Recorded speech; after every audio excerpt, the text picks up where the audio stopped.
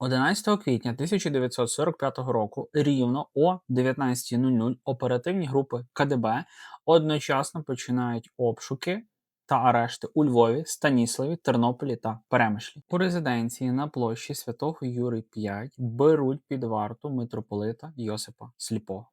Тієї ж буквально ночі за ґратами опиняється вся ієрархія Української греко-католицької церкви. Єпископи Григорій Хомишин, Микита Будка, Микола Чернецький та Іван Лятишевський.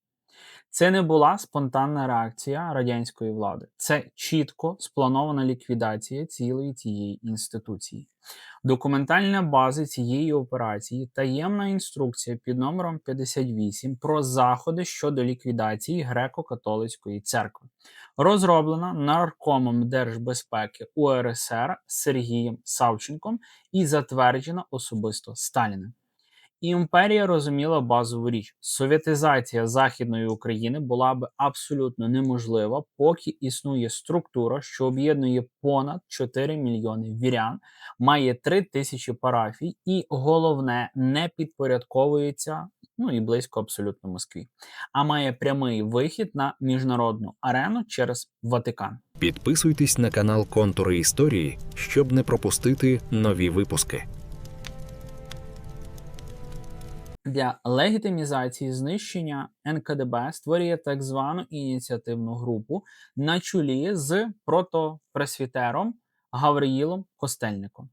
Їхнє завдання – підготувати підґрунтя для переходу в православ'я. Священиків, які абсолютно відмовлялися приєднатися до групи, шантажували, били на допитах, відправляли до Сибіру або просто вбивали. З майже 3000 священиків у ГКЦ лише трохи більше 1000 піддалися тиску. Кульмінація настає 8-10 березня 1946 року. У Львівському соборі Святого Юра, щільно оточеному військами Міністерства держбезпеки, проходить так званий Львівський собор. На ньому присутні 216 заляканих та завербованих делегатів. Серед них жодного легітимного греко-католицького єпископа. З точки зору канонічного права це просто якась абсолютна фікція. З точки зору КДБ це виконане завдання. Делегати голосують за скасування Берестейської унії 1596 року та, так би мовити, воз'єднання з Російською православною церквою. Для історичного контексту, 1596 рік оця Берестейська унія була утворена Українська греко-католицька церква. Наслідки були абсолютно катастрофічними. Юридично УГКЦ, Українська греко-католицька церква, тобто скорочено УГКЦ, перестала абсолютно існувати. Весь її колосальний майновий комплекс – це, на хвилиночку, 4400 церков і каплиць. Тобто це дуже величезна, скажімо так, була структура українська. Богословська академія, семінарії, школи, видавництво – все було абсолютно конфісковано радянською державою і передано у власність РПЦ, яка виступала прямим філіалом спецслужб. На жаль, станом на зараз нічого не помінялося. Тих священиків і монахів, які залишилися вірними своїй присязі, чекав ГУЛАГ, заслання або розстріл. Самого митрополита Сліпого засудили на 8 років таборів суворого режиму. Радянська пропаганда радісно відзвітувала про, так би мовити, вирішення оцього уніатського питання, уніатської проблеми. Але московські планувальники допустили дві критичні помилки. По-перше, вони загнали церкву в глибоке підпілля, перетворивши її на найбільшу катакомбну релігійну структуру буквально в всій Європі, можливо, і в всьому світі, яка вибудувала власну таємну мережу семінарій та місць для богослужінь просто у квартирах чи, допустимо, лісах. По-друге, і найголовніше для, власне кажучи, нашої теми, Москва не врахувала геополітичних наслідків Другої світової війни. Сотні тисяч українців, тікаючи від радянської окупації, опинилися за межами досяжності НКДБ. Разом з ними на захід вийшли десятки греко-католицьких священників. Коли в УРСР церква фізично стікала кров'ю в підпіллі, її голос, її канонічну легітимність та дипломатичну боротьбу перейняла на себе українська діаспора. Західний світ, включно з папою Пієм XII, категорично не визнав Львівського псевдособору. Саме на базі таборів для переміщених осіб у Німеччині та Австрії почав формуватися той самий глобальний фронт опору, який буквально через 40 років поховає радянські плани вже абсолютно остаточно. Друзі, ви зараз перебуваєте на каналі Контури Історії. Якщо вперше потрапили на цей канал, підписуйтесь, ставте вподобайку цьому відео та поширюйте його своїм знайомим, друзям в соціальних мережах. Також долучайтеся до фінансової підтримки каналу. Це можна зробити через YouTube, стати спонсором цього каналу і допомогти мені як автору, власне, через YouTube. Всього лише від 30 гривень це можна зробити. Багато ексклюзивних переваг, відео персонально для закритого клубу спонсорів на Ютубі. Зокрема, сьогодні вийшло чергове відео для конкретних спонсорів. Також у вас тут будуть реквізити на Монобанку, на Приват, де можна так само фінансово долучитися до підтримки каналу, бо зараз є велика потреба в техніці, в освітленні, в засобів для, власне, створення цих відео. Всім дякую, хто вже долучається до підтримки, ну і хто вирішить це зробити в майбутньому. А ми з вами далі рухаємося історією Української греко-католицької церкви. Травень 1945 року. Європа в руїнах. У західних окупаційних зонах Німеччини, Австрії та Італії опиняється понад 2 мільйони втікачів з територій, зайнятих Червоною армією. Серед них близько 200 тисяч українців, які категорично відмовляються повертатися під владу тогочасного Кремля, розуміючи, що там на них чекає вірна смерть або табірний пил ГУЛАГу. Вони концентруються в таборах для переміщених осіб, так званих DP-таборах – Displaced Persons. Вони часто межують буквально з своїм виживанням. Переповнені бараки та постійна загроза примусової репатріації радянськими офіцерами СМЕРШу, які нишпорили по кожній європейській зоні окупації, вимагаючи видачі колишніх радянських громадян. Разом із цими людьми на захід виходить понад 300 греко-католицьких священиків. Здавалося б, це маргіналізована група біженців, буквально розпорошена по чужих країнах і приречена на швидку асиміляцію. Але саме тут, у тимчасових таборах Західної Європи, починає куватися нова інституційна зброя проти тогочасної Москви. Ключовою фігурою першого повоєнного етапу стає архієпископ Іван Бучко. З 1946 року він офіційно призначений апостольським візитатором для українців-католиків у Західній Європі. Бучко діє як жорсткий кризовий менеджер і дипломат вищого рангу. Він засновує український допомоговий комітет у Римі, який, зокрема, рятує від видачі на розправу до СРСР тисячі солдатів дивізії СС Галичина. Довівши західним союзникам, що як громадяни довоєнної Другої Речі Посполитої вони не підлягають примусовій депортації за Ялтинськими угодами. Бучко дуже прекрасно, і свідомо розуміє стратегічну річ. Щоб протистояти радянській державній машині, українська діаспора повинна негайно інституціоналізуватися. Релігія тут стає не лише питанням віри, а політичним та інфраструктурним каркасом бездержавної української нації. Починається безпрецедентна лобістська кампанія. Її мета – вибудувати глобальну корпоративну мережу, юридично недосяжну для радянських спецслужб. У 1948 році Ватикан робить свій перший крок. Призначає екзарха для українців-католиків у Канаді. Далі процес набуває лавиноподібного характеру. 1956 рік створюється екзархат у США. 1957 рік у Великій Британії, 1958 в Австралії, у 1959 році з'являються окремі єпархії в Німеччині та Бразилії. Кожна така структура стає легальною юридичною особою на території вільного світу. Вони акумулюють капітал, купують нерухомість, засновують парафіяльні школи, молодіжні організації та фінансують незалежні медіа. Головним полем битви стає інформаційний простір. Радянський Союз витрачав колосальні ресурси на фінансування західних компартій, тобто комуністичних осередків та агентури впливу, щоб переконати весь світ у процвітанні радянської України. Натомість Українська церковна діаспора розпочинає масовану контратаку беззаперечними фактами. Видавництво отців Васильян у Римі та Торонто, відновивши випуск масштабних наукових праць на кшталт серії Аналекта ОСБ записки чину святого Василія Великого, перетворюється на науковий тиран опору. Вони системно збирають та перекладають іноземними мовами свідчення про голодомор 1932-1933 років, розстріляне відродження та репресії проти духовенства.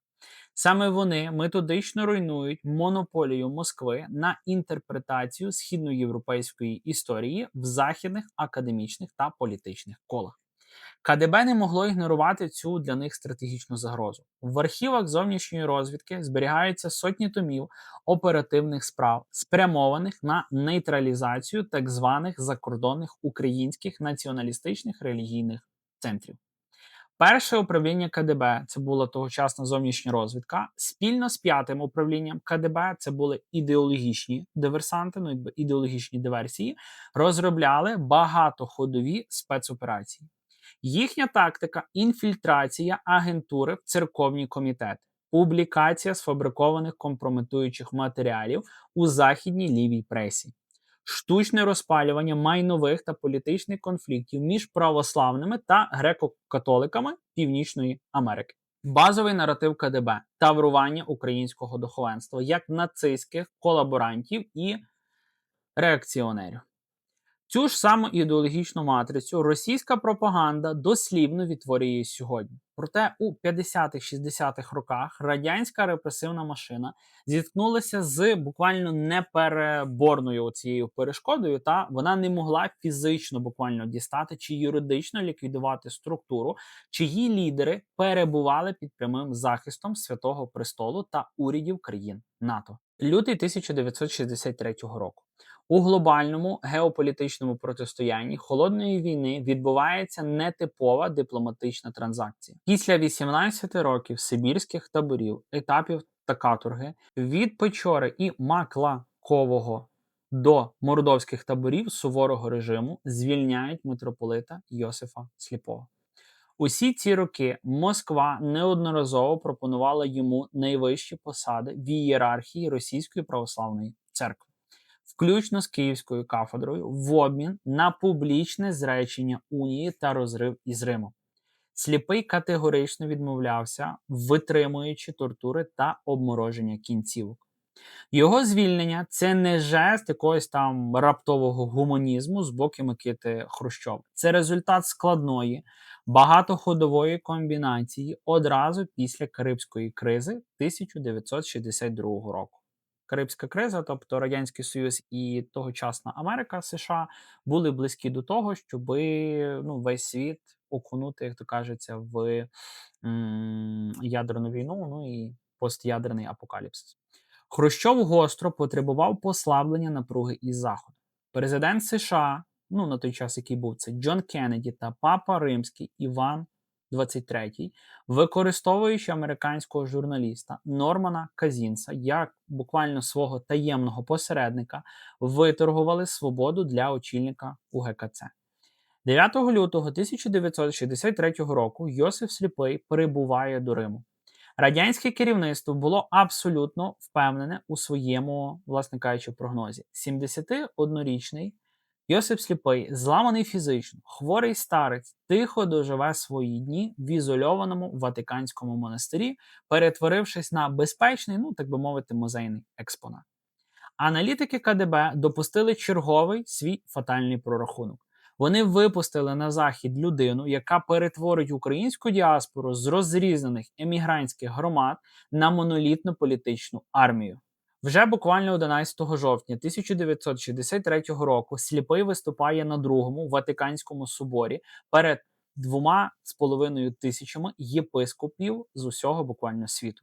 Він не просто дякує за своє звільнення, він виголошує маніфест про церкву-мученицю і ставить пряму юридичну вимогу підняти статус Української греко-католицької церкви до рівня Києво-Галицького патріархату, Для Москви це був колосальний абсолютний шок.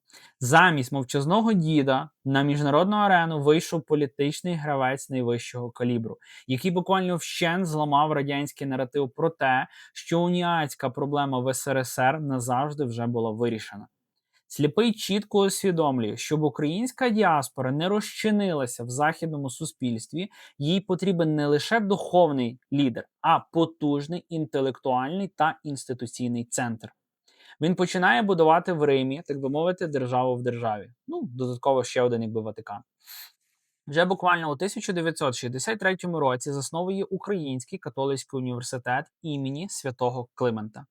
Він методично скуповує європейські архіви, рятуючи стародруки та історичні документи, щоб вибити з рук Росії монополію на переписування історії Східної Європи. У 1969 році він завершує будівництво собору Святої Софії в Римі, прямої ідеологічної та архітектурної альтернативи окупованій Київській Софії, яка тоді була перетворена комуністами просто на музей-заповідник. Щоб акумулювати ресурси, сліпий здійснює безпрецедентні за своїм масштабом пастирські візитації. У 1968, 1973 та 1976 роках він об'їжджає всі континенти, де існували українські громади – від Канади і США до Колумбії, Аргентини та Австралії. Він збирає на стадіонах десятки тисяч людей. Його риторика жорстка і позбавлена сентиментів. Він вимагає від діаспори фінансувати науку, будувати школи, зберігати мову і чинити спротив асиміляції. Діаспора відповідає колосальною фінансовою мобілізацією. На розбудову римського центру жертвується мільйони доларів. Паралельно Рим стає головним логістичним та комунікаційним хабом із підпільною церквою в Україні. КДБ розгортає мережу, так би мовити, глушилок по всій УРСР. Але українська редакція Радіо Ватикан пробиває цю інформаційну блокаду. Для тисяч вірян і священиків, які таємно збиралися в закритих квартирах Львова чи Криївках Карпат, ці радіоефіри були життєво необхідним доказом того, що їхній легітимний очільник ще досі живий. Розгортається масштабна контрабандна спецоперація. Через іноземних туристів, студентів та дипломатичні канали до РСР таємно переправляється релігійна, історична та національна література, видана діаспорою. Назад мікроплівками або зашифрованими листами передаються списки репресованих та аналітичні звіти про стан підпілля. Сліпий особисто координує таємну передачу необхідних атрибутів через кордон у підкладках, це могло бути одягу там чи валізах з подвійним дном, перевозять освячені антимінси, без яких неможливо служити літургію. Діаспора і підпілля починають працювати буквально як єдиний ідеально синхронізований організм. Фізичне тіло церкви перебувало під ударами в катакомбах України, але її мозок, фінансовий ресурс та дипломатичний гучномовець знаходилися у вільному світі. 1970-ті роки протистояння переходить у фазу глобальної інституційної війни на виснаження. У надрах КДБ розуміють, спроби фізичного знищення митрополита Сліпого або вищих ієрархів за кордоном після, так би мовити, скандальних вбивств лідерів ОУН в Європі, тобто, зокрема, Степана Андрійовича Бандери, лише спровокує масштабну міжнародну кризу і ще більше згуртує українців. Тому Луб'янка розробляє і впроваджує нову тактику – масовані, так би мовити, активні заходи. Це багаторічні агентурні спецоперації, відомі з архівів як операція, для прикладу, Рифи чи Бумеранг. Головна мета 5-го управління КДБ, яке відповідало за боротьбу з ідеологічними диверсіями, розколоти українську діаспору зсередини, знищити довіру до керівництва УГКЦ і перекрити фінансову та логістичну підтримку підпілля в тогочасній радянській УРСР. Радянська агентура працює безжально і абсолютно цинічно. Через підставні ліворадикальні західні організації в пресі публікуються десятки сфабрикованих статей.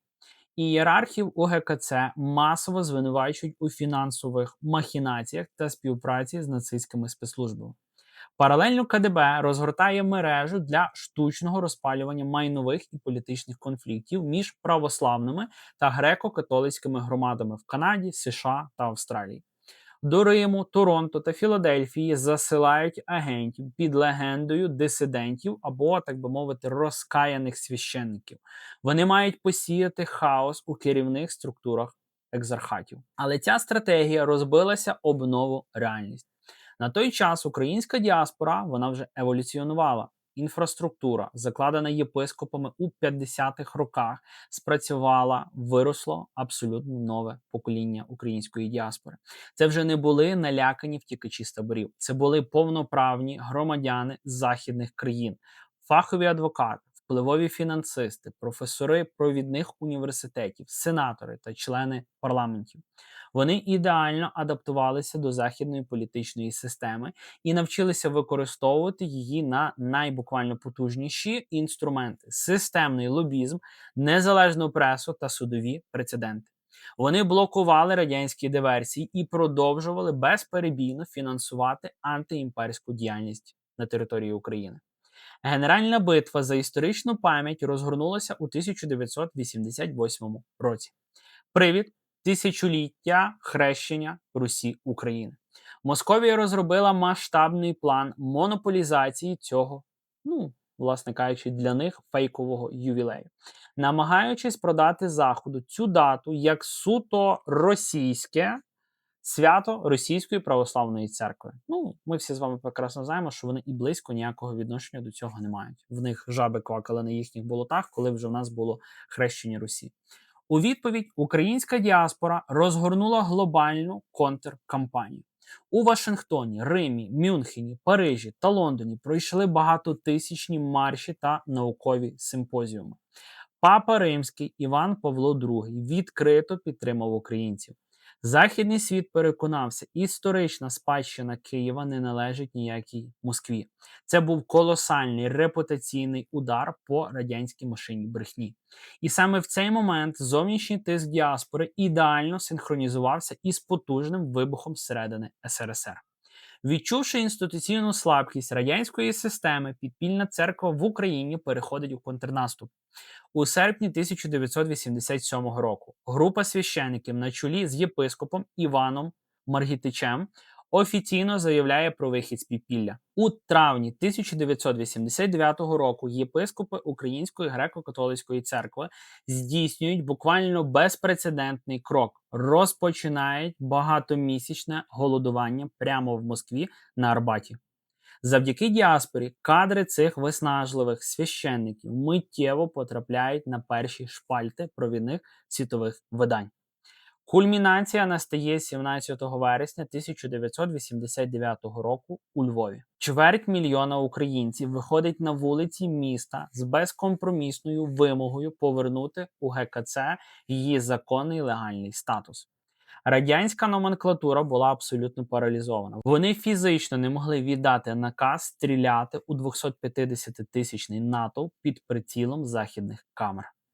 Москва капітулювала. 1 грудня 1989 року під час історичного візиту до Ватикану Михайло Горбачов на зустрічі з папою Іваном Павлом II змушений був офіційно визнати право УГКЦ на своє існування.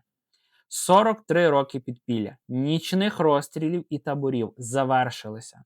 Імперія програла інституції, яку сама ж офіційно поховала.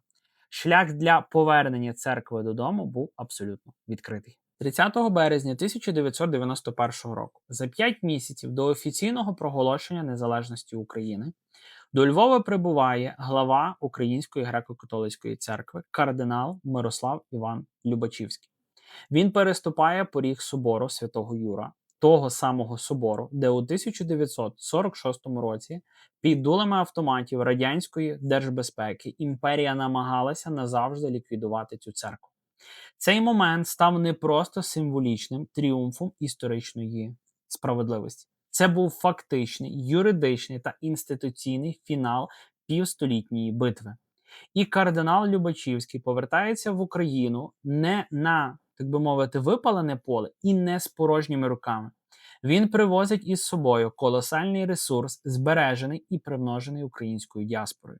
Що саме було передано в Україну? По-перше, потужний фінансовий капітал. Західні екзархати роками акумулювали мільйонні фонди, які тепер миттєво направлялися на відбудову зруйнованих храмів та створення благодійних структур на кшталт Карітасу. По-друге, інтелектуальний та кадровий потенціал. В Україну приїжджають працювати десятки спеціалістів, теологів та істориків, які закінчили провідні університети США, Канади та Європи. Вони привозять із собою західні стандарти освіти, що дозволяє вже буквально у 1994 році відновити у Львові Богословську академію, фундамент сучасного українського католицького університету. По-третє, повертаються врятовані архіви. Величезна бібліотека стародруків, оригіналів документів та літописи, яку митрополит Йосиф Сліпий десятиліттями скуповував на європейських аукціонах, щоб вирвати з рук КДБ. Стає базою для відновлення української історичної науки, вільної від радянської цензури. І найголовніше, діаспора передає безперервну легітимну традицію управління. Імперії так і не вдалося розірвати цей максимально міцний ланцюг. Історія Української греко-католицької церкви та діаспори – це еталонний приклад того, як працюють асиметричні відповіді в жорстокому протистоянні з тоталітарною машиною. Коли Московія застосовувала свій класичний інструментарій, терор, розстріли, конфіскацію майна та системну фальсифікацію нашої історії, українці на Заході не стали просто сентиментальними вигнанцями. Вони прагматично використали інструменти всього вільного світу: верховенство права, свободу слова, незалежний капітал та демократичний лобізм, щоб створити паралельну українську інституційну мережу в екзилі. Вони переграли репресивний апарат буквально системно. Поки КДБ витрачало мільйони на агентуру і радіоглушилки, українська діаспора методично перекладала документи про Голодомор англійською мовою, будувала школи в Торонто і Чикаго та лобіювала інтереси підпілля в Конгресі США. Втікачі без паспортів перетворилися на глобального політичного суб'єкта. Це найважливіший історичний урок. Справжня боротьба за державність виграється не лише зброєю або готовністю йти в підпілля. Вона виграється методичною, щоденною і безперервною розбудовою власних інституцій. Діаспора захистила українську матрицю в буквально найчорніші десятиліття окупації. І саме ця матриця стала одним із тих залізобетонних фундаментів, на яких постала незалежна і вільна Україна. Дякую всім, хто підтримує канал своїм спонсорством. Долучайтеся до спонсорства, всього лиш від 30 гривень на місяць, аж цілих 30 гривень це можна зробити. Це невеличкий, скажімо так, фінансовий вклад в канал з вашого боку, але це дуже великий сигнал мені, всій команді, хто працює над випуском кожного відео та на цьому каналі. Те, що наші ідеї, наша робота, вона відгукується, і таким чином ви долучаєтеся до співавторства кожного відео, кожного нового випуску етеру, який виходить на цьому каналі. Досліджуємо факти далі разом, бережіть себе, побачимося в наступному відео і слава Україні! Підписуйтесь на канал Контури історії, щоб не пропустити нові випуски.